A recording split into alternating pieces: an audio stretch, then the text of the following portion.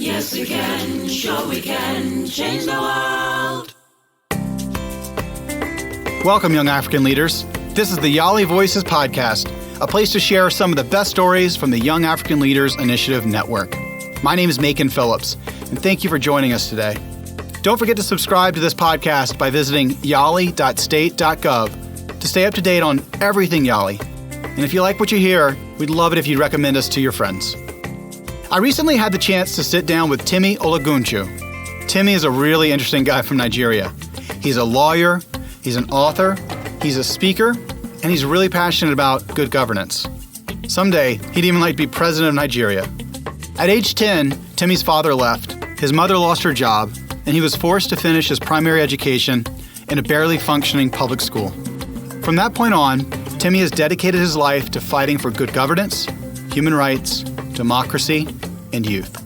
He credits his work ethic and values, not surprisingly, to his mom. And that's where we'll pick up the interview. Let's start with, tell me about your mom, Timi. Okay, my mom is a fantastic woman. I grew up with my mom, and she gave me the opportunity to become the man that I am and will be through our dedication towards investing in education and an emphasis on values and the need to serve the people, service basically. So those core values were quite fundamental, and I learned them through my mom. And we've all been kids. Yeah. Sometimes having your parents say you need to get out there and do public service isn't exactly what you want to hear. You know what I mean? So how was your mom able to kind of get you on the right direction? What was her style like? Was she kind of stern and drawing the lines, or was she real friendly? What was that? She was real friendly. Okay. She was not particularly empathetic as to how it should go. But there's this thing I've learned from her, which is the fact that when you create the right environment for a child, you see the child explore the context of that environment to creatively develop personal values. And that's something she does. She ensures that I get busy with the right things. She enrolls me in the right association, gets me involved with her. I come back from school, she says, "Where's your homework?" So basically, it's about the environment. Even my influence towards studying law was not, she didn't say, she just said, "What did you want to study?" And I looked, I said, "Engineering, I'm good at maths." "Okay, accounting, I'm good at economics." "Law, law is good." So it was more like that. So did you come out of that house kind of on a straight line, knowing exactly what you wanted to do, and no interference, no problems, just a cakewalk all the way through? Not at all. So what happened? Where did it all go wrong? Okay, well, basically the truth about it is this: it has to go wrong to go sweet. Sometimes, sometimes when you take the none out of the nonsense, you find sense. So the nonsense, where the none came into the sense, was primarily during my teenage years. I didn't particularly know what I wanted to do. I was so good at further maths and mathematics. I perhaps was so good that I thought engineering was my way. And at that time, my maths teacher loved me. So I felt like, wow, this is it. And then consequently, I later decided, accounting. I think I should be an accountant, but then later on, law. But during that time, before then, there was a time that, because I started my primary school, it was one of the best schools in Nigeria. I was taught by Ghanaians, and to be frank, Ghanaians actually have some of the best teachers too. So we had Ghanaian teachers, I had Irish teachers, I had teachers from the UK, teaching. But at a time, my dad traveled, and then I didn't have the opportunity to see him anymore.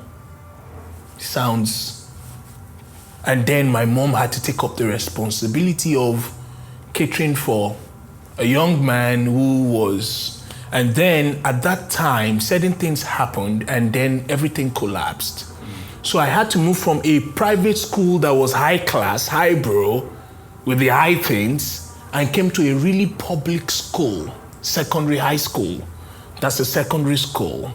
And in that secondary school, you hardly find chairs. Sometimes we had to struggle to get chairs. So the big guys like you know, and the small guys like us would have to tussle chairs out. And then you find that teachers never came to class. So they were more particular about coming to class when the investigators were around. Right. You get. So that gave me an understanding that, look, I was coming from this world. Now I'm in this particular world. The difference here is the fact that it is not as if the people in this other world do not have capacities, but they don't have opportunities. So that stuck in my mind. I need to be the kind of person that creates opportunities.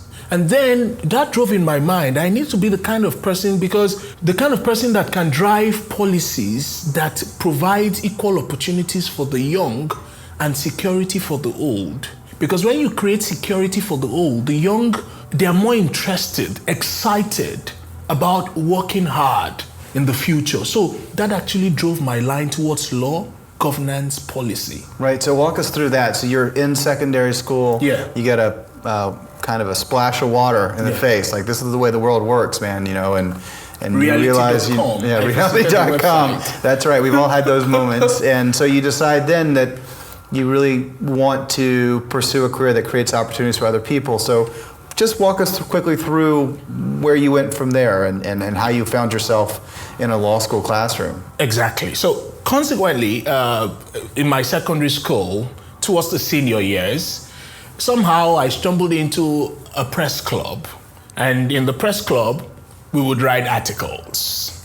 Articles about teachers wearing strategic and systematic. How can you fight the same people that you under their same roof? And we write the articles and paste them in the school. So it was trouble.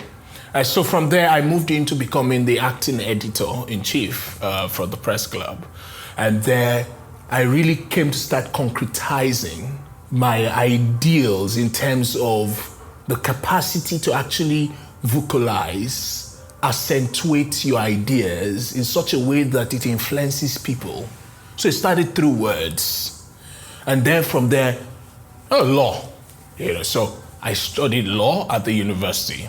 And so at the university, I already had an idea of the fact that, look, I was more tilted towards leadership and governance. And so at the university, I just decided that, look, after the first year, after having a good foundation, a good grade, because even the ladies know that if the foundation be destroyed, what can the makeup artist do?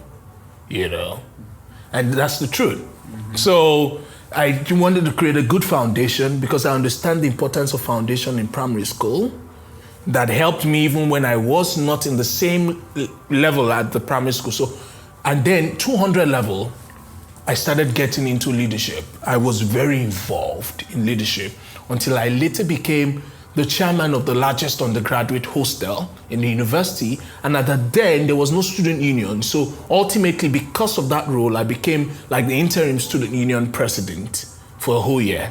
And then that really gave me another platform to see leadership beyond just writing and words, because I came to limelight through words. People like the way I talk and what I write. So they, who's this Timi guy? And then leadership opportunity came, and then I started developing my capacity to lead. And after the university, after going through law school and all that, I focused more around law, governance, and leadership, and I've built everything that I do at this moment around that. Everything. Yeah. So that now, how long ago was that? When did you finish law school? 2009. So 2009. Yeah. So what have the last 7 years been for you in terms of focusing on governance? I'm sure you've kept learning. I'm sure you've kept succeeding and failing, and then trying to chart a course through all of this. So.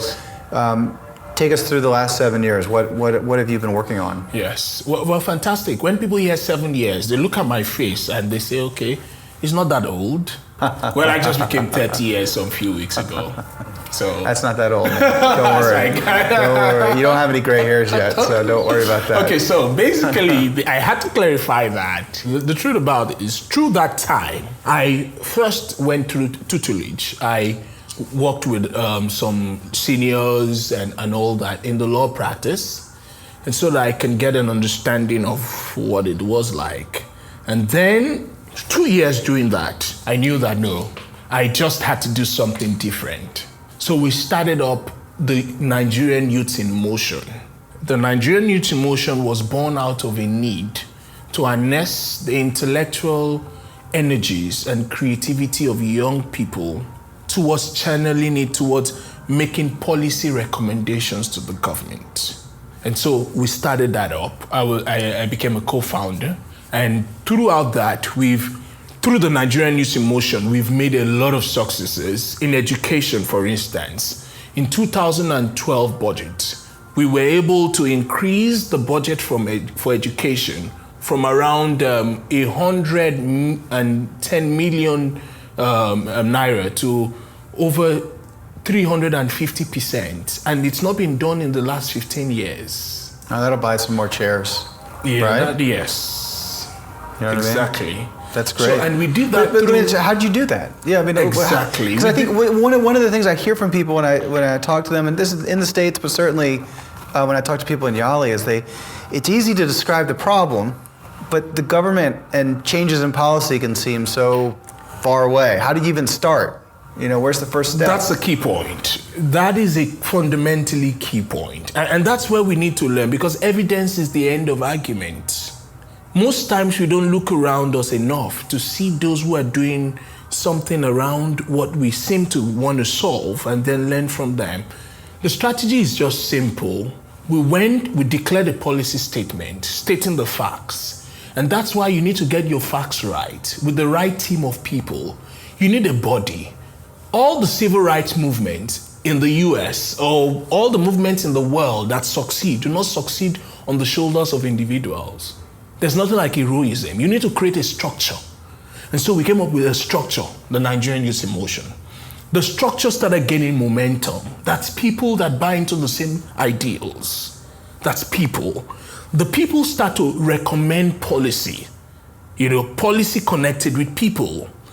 Recommend policy, but we didn't stop at that. We had to be strategic. So being a lawyer, I used my legal skills in court. But most of the issues were won out of the court, mobilizing young people. So for that particular issue, we had what we call push. Protest until something happens. And we're focused. And our focus was education. We're scattered everywhere. We're in education, in finance, in procurement. We're Tom, Dick, and Harry. We're just Tom and left Dick and Harry alone. So we're education. We focused on that. We zoomed down, put all our strategies to it. Interestingly, with media, press, publicity, and all that, it made it happen. And that's the same strategy. Focus. Yes. So that's one thing young people need to understand. Right. It's not an individual thing. Nobody.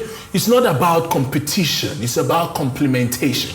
Now, in terms of the specific focus, yes. Education was the topic, but your example of success was pretty specific. You were able to say this budget was increased by X percentage. So yes. In terms of your message, what you were saying to the government, what you were saying to the media, what you were saying to other people that wanted to join the group, were you moving beyond simply education is important, we need to do something about it, to a more specific ask?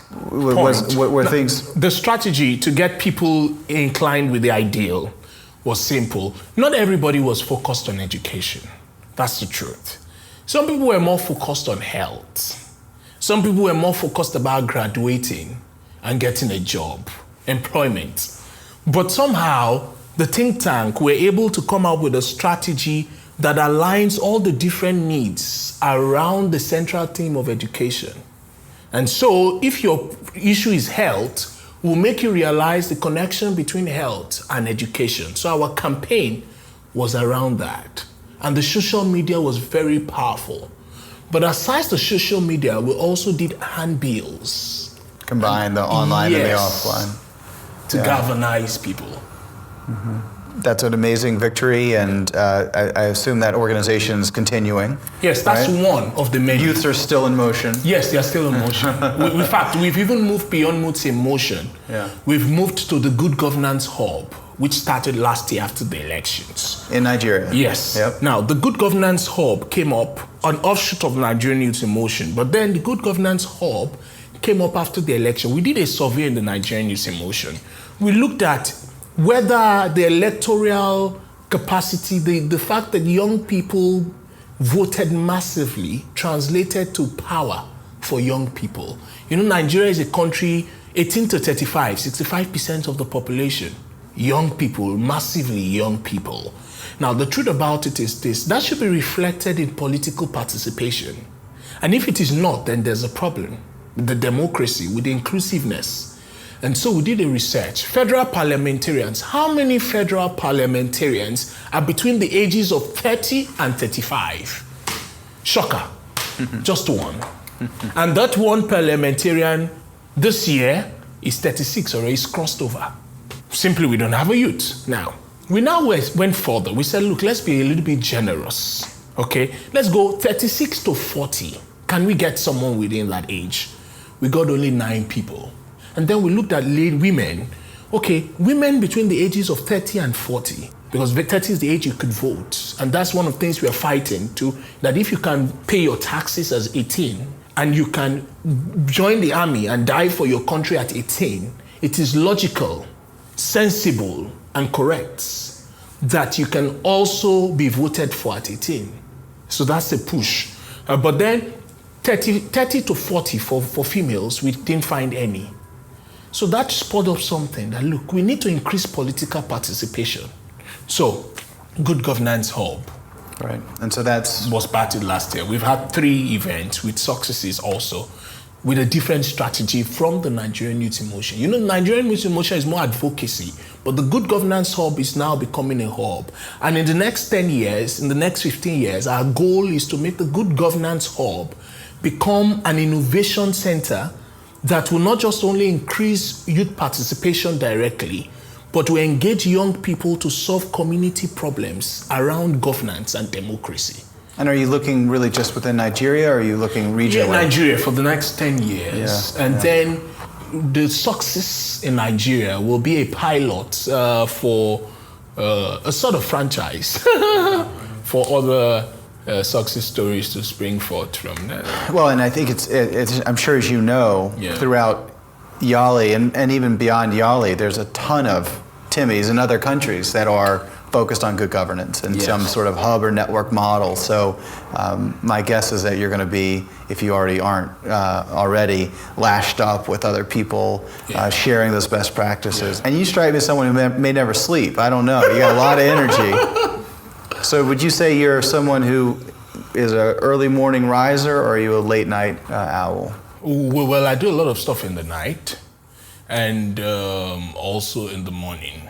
But in the afternoon... so you never sleep? No, well, in the afternoon, I take some very key nap because I know I'm most active in the morning and in the night. So I do a lot of thinking in the morning because you can't give what you don't have. You know, there's this, in my book, The Hustler's Mentality, I wrote about the peak time, the peak place. Your peak time differs. For me, my peak time is morning and also night. So I try to maximize that. Then in the afternoon, I could have fun with also just, get relaxed and do that. Yeah. Okay. All right. I like that. Yeah. That's good. Well, we're hearing from the future president of Nigeria here. You heard it here first. Yes. We got the early interview. Yeah. We'll have the follow-up interview in your office in a few years. Yes. And it's just been a real treat talking to you. I really too. appreciate it. Thanks for all of your time today. Thank you for being here. It's a pleasure. Well, it's pretty clear that Timi's an energetic, natural leader who's really making things happen in Nigeria, and I want to thank him for spending his time with all of us today. If you'd like to get in touch with him, check him out on Twitter at Timi the Law, that's TIMITHELAW, and on Facebook as Timi Olagunju. His books, The Hustler's Mentality, Leading from Within, and Yes, Africa Can, are both available online. Don't forget to check out his organizations as well, Nigerian Youths in Motion and the Good Governance Hub. Thanks so much for listening, and make sure to subscribe so you don't miss any of the upcoming interviews with other young African leaders. Join the YALI Network at yali.state.gov and be part of something bigger. Our theme music is Ego Happen by Grace Jerry, produced by the Presidential Precinct. The YALI Voices Podcast is brought to you by the U.S. Department of State and is part of the Young African Leaders Initiative, which is funded by the U.S. government.